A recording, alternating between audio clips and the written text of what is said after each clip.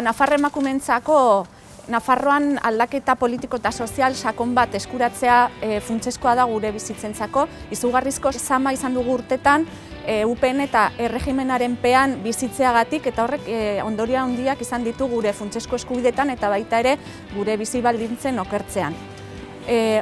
Horregatik guretzako ezinbestekoa da aldaketa politiko eta sozial horretan sakontzea eta bide horretan burujabetza eskuratzea. Burujabetza eskuratzea erabakitzeko ze emakume nahi dugun izan, ze jendartea nahi dugun eraiki eta gure herriarentzako ze etorkizuna nahi dugun.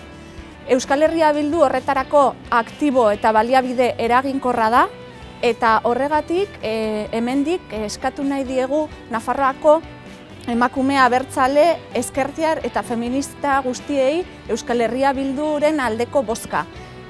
Bozka horien guztien indarrarekin bermatuko delako eta lortuko dugulako Nafarroan eta Madrilen ere beharrezkoa den eraldaketa politiko eta soziala burujabe izateko, erabakitzeko gure gorputza, gure jendartea eta gure herriaren etorkizunari buruz.